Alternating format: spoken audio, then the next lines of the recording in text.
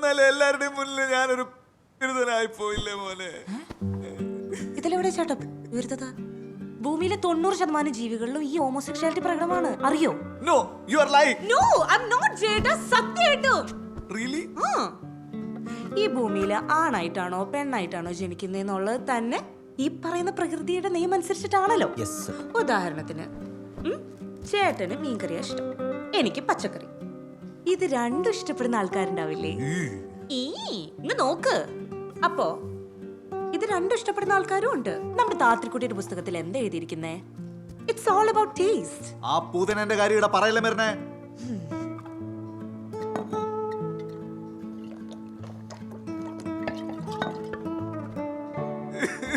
എനിക്കുണ്ടാവുന്ന കുട്ടികളെ പേര് വരെ ഞാൻ കണ്ടുവച്ചതാ മരുന്നേ.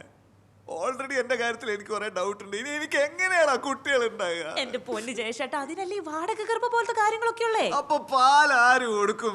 പൊന്ന് ജയശേട്ടാ, കേരളത്തിൽ എന്തോരം പശുക്കളുണ്ടായാലും ഒന്നിനെ പിടിച്ച് കറക്കിയാ പോരെ.